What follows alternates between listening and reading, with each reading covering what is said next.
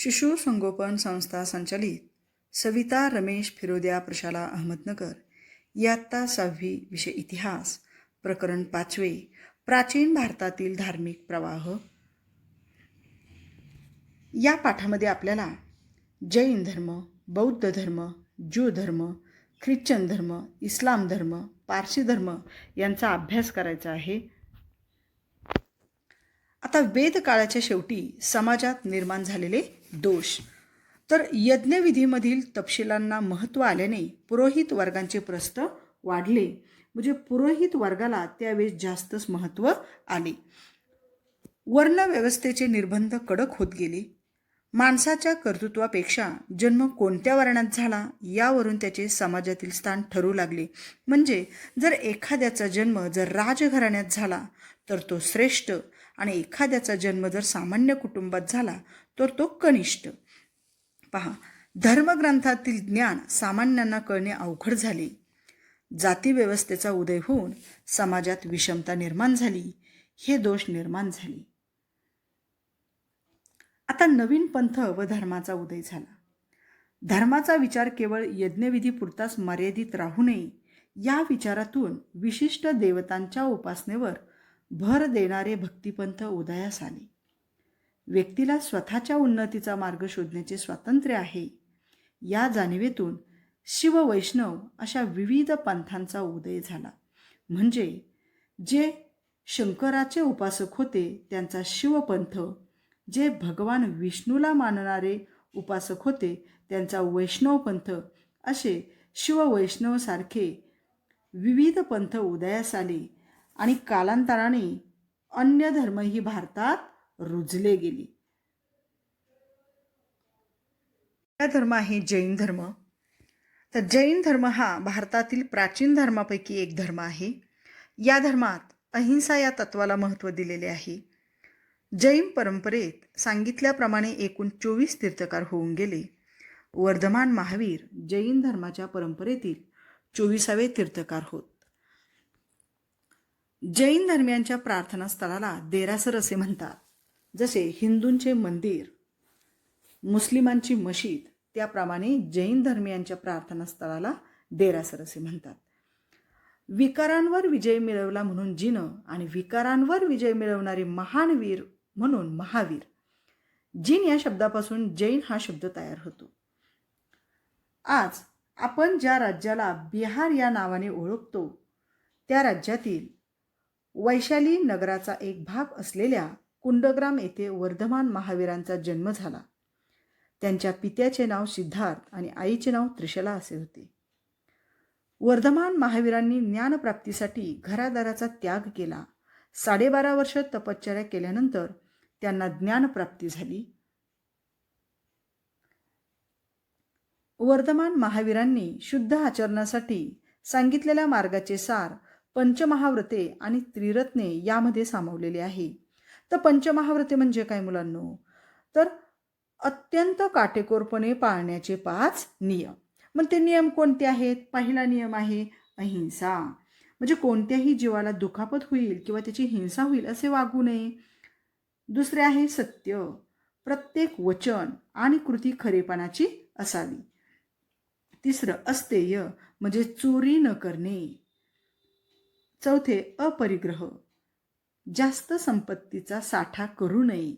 ब्रह्मचर्य, शरीराला सुखकारक वाटणाऱ्या गोष्टींचा त्याग करून व्रतांचे पालन करणे म्हणजे ब्रह्मचर्य होय। आता त्रिरत्ने म्हणजे काय?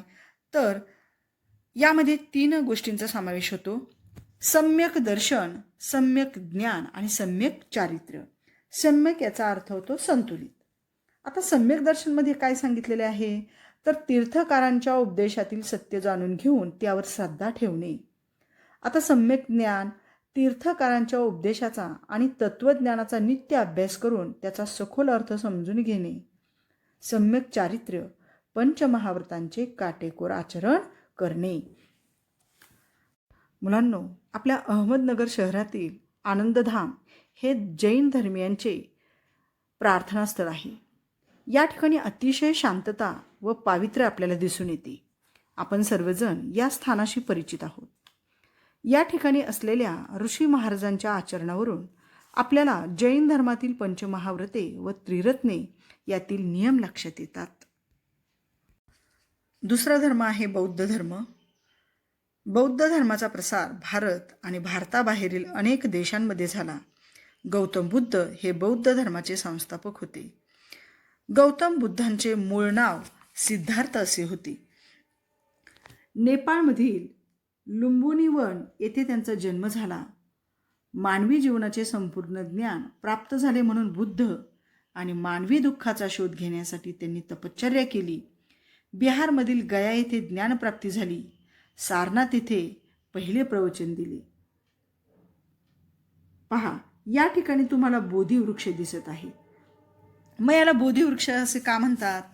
तर गौतम बुद्धांना एकदा प्रश्न पडला की मानवी जीवनात दुःख का आहे. मग याचे उत्तर शोधण्यासाठी त्यांनी घरादाराचा त्याग केला आणि गया शहरापासून जवळच असलेल्या उर्वेला या ठिकाणी एका पिंपळाच्या झाडाखाली ते ध्यानस्थ बसले होते. त्यावेळी त्यांना बोधी प्राप्त झाली.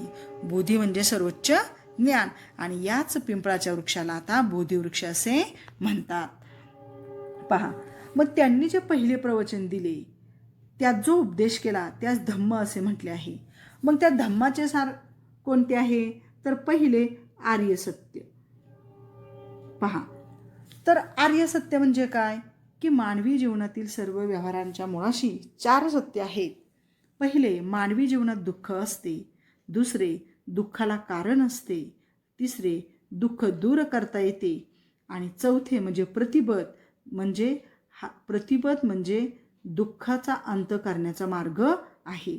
पुढे त्यांनी पंचशीलमध्ये 5 नियम सांगितलेले आहेत. प्राण्यांची हत्या करण्यापासून दूर राहणे, चोरी करण्यापासून दूर राहणे, अनैतिक आचरणापासून दूर राहणे, असत्य बोलण्यापासून दूर राहणे आणि मादक पदार्थांच्या सेवनापासून दूर राहणे.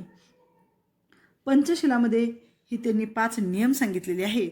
आता बौद्ध संघ कशाला म्हणतात? तर आपल्या धम्माचा उपदेश करण्यासाठी त्यांनी भिक्खूंचा संघ निर्माण केला आणि बुद्धांप्रमाणे भिक्खूही चारिका करून लोकांना धम्माचा उपदेश करत असत. पहा, आता त्यांनी कोणता उपदेश केला? उपदेशाचे सार काय आहे? तर जातीवरून कुणीही श्रेष्ठ कनिष्ठ ठरत नाही, तर ते आचरणावरून श्रेष्ठ कनिष्ठता ठरते. स्वातंत्र्य व समानतेला त्यांनी महत्त्व दिले आणि स्त्रियांनाही उन्नतीचा अधिकार आहे. प्रज्ञा, शील, करुणा, सहिष्णुता यांना त्यांनी महत्त्व दिले.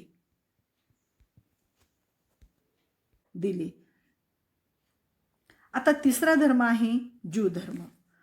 तर ह्या ज्यू धर्मालाच यहुदी असे देखील म्हणतात. आता ज्यू धर्मियांच्या प्रार्थनास्थळाला सिनेगॉग असे म्हणतात. मग या धर्माचे लोक प्रथम केरळमध्ये कोचीन येथे 1ल्या ते 3ऱ्या शतकात आले असावेत. आता या धर्माची शिकवण काय आहे? तर देव एकच आहे असे ज्यू मानतात. न्याय, सत्य, शांती, करुणा, प्रेम, विनम्रता या गुणांना महत्त्व दिले आहे.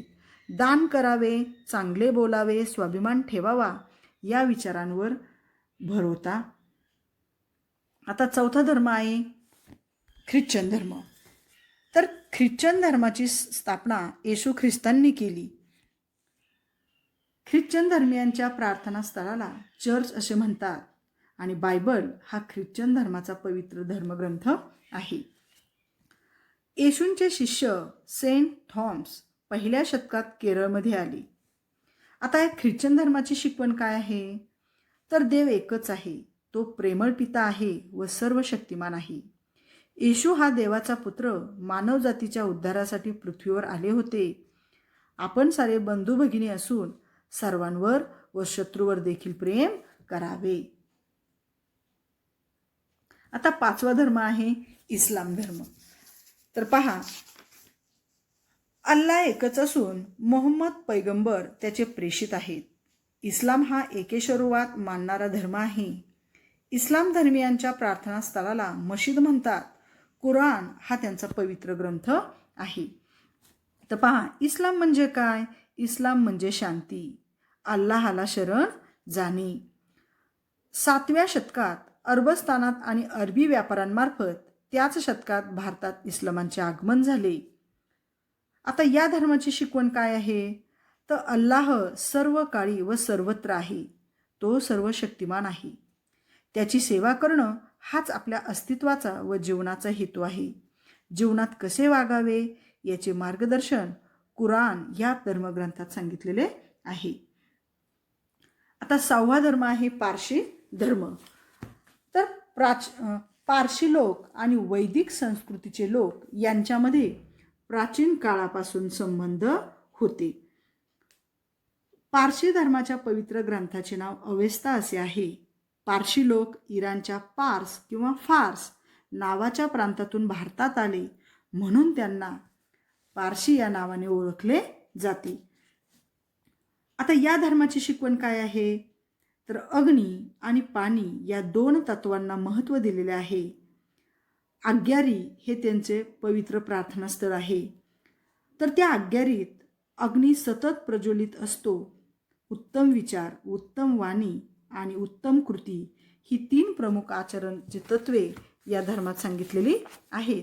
म्हणजे आज आपण मुलांनो जैन धर्म, बौद्ध धर्म, ज्यू धर्म, ख्रिश्चन धर्म, इस्लाम धर्म आणि पारशी धर्म यांचे संस्थापक पाहिले, प्रार्थनास्थळांना काय म्हणतात, त्यांचे पवित्र ग्रंथ कोणते आणि त्यांनी काय शिकवण दिली याची माहिती आपण आज पाहिलेली आहे आणि आपणा सर्वांना ते मार्गदर्शक ठरत आहेत. धन्यवाद.